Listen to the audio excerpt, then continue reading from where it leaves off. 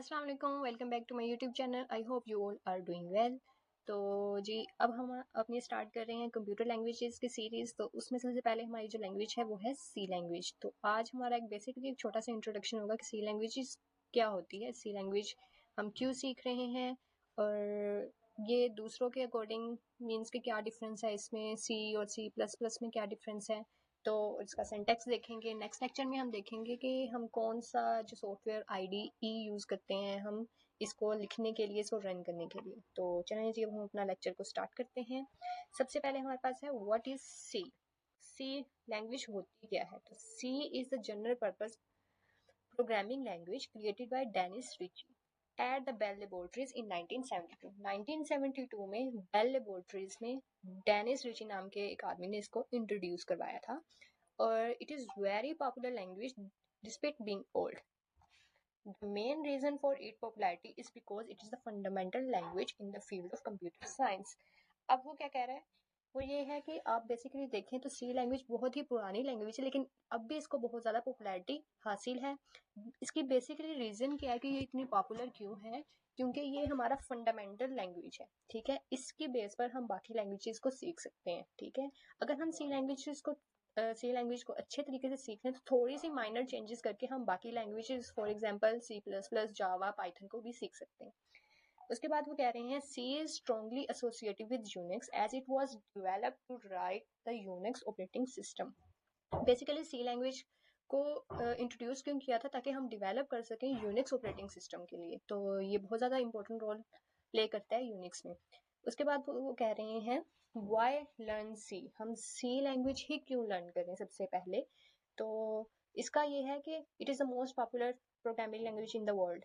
दुनिया में ये बहुत ज़्यादा पॉपुलर है। पॉपुलर क्यों है ये आपको मैंने पीछे बताया है कि इसी के बेस पे बाकी लैंग्वेजेस को हम सीख सकते हैं कि वो कैसे वर्क कर रही हैं, क्योंकि इनका सिंटैक्स सिमिलर होता है ऑलमोस्ट, बस थोड़ी सी चेंजेस हो सकती हैं। For example if you know, अब यहाँ पर वो कह रहा है if you know C you will have no problem learning other language programming languages such as Java, Python, C plus plus, C sharp, etc as the syntax is similar. वही बात वो कर रहा है कि अगर हम इसको सीख रहे हैं तो हमें बाकी लैंग्वेजेस को सीखने में कोई प्रॉब्लम नहीं होगी, क्योंकि इनके सिंटैक्स ऑलमोस्ट सेम होते हैं। तो नेक्स्ट है C is very fast compare to other programming languages like Java and Python. अगर हम कंपैरिजन करें अदर लैंग्वेजेस और सी लैंग्वेजेस का, इनको रन टाइम अगर इनका देखें तो सी लैंग्वेज का जो रन टाइम होता है वो फास्ट होता है, ये तेज काम करती है। अब नेक्स्ट है सी इज वेरी वर्सेटाइल।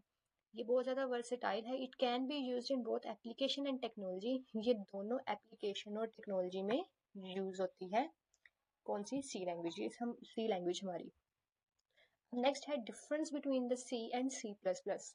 सी और सी प्लस प्लस में बेसिकली डिफरेंस क्या है ये हमने बताना है। तो अगर हम बात करें सी और सी प्लस प्लस की सी प्लस प्लस लैंग्वेजेस की, तो दोनों सेम होती हैं। सी प्लस प्लस जो है ये बेसिकली इसका न्यू वर्जन है, थोड़ी सी एक्सटेंशन हमने की है सी लैंग्वेज में और हमने इसको कह दिया कि ये सी प्लस प्लस है। इसका अपडेट वर्जन आप समझ लें कि सी प्लस प्लस है सी लैंग्वेज का।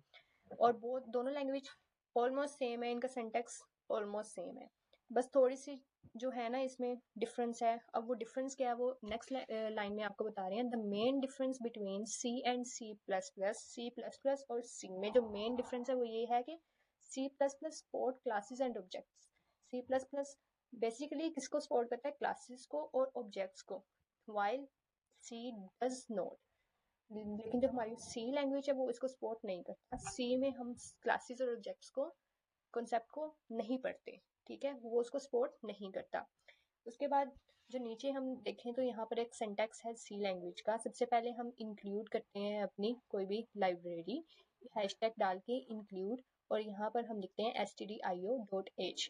std standard input output header हम डाल रहे हैं, एक लाइब्रेरी को डाल रहे हैं ताकि हम इनपुट और आउटपुट को वहाँ पर शो कर अपने कोड में यूज कर सकें उसकी स्टेटमेंट को।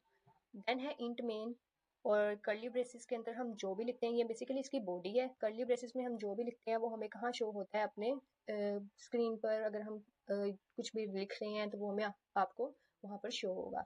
प्रिंट एफ हम शो करते हैं कुछ भी स्टेटमेंट को लिखने के लिए जो हमने स्क्रीन पर चाहते हैं कि एज इट इज़ हमें शो हो, और रिटर्न 0 ये आपको रिटर्न कर देता है, मीन्स के प्रोग्राम को एंड कर देता है। तो बेसिकली ये था जी आज का टॉपिक। अगर आपको ये वीडियो अच्छी लगी हो तो लाइक शेयर एंड सब्सक्राइब करें। तब तक के लिए अल्लाह हाफिज़।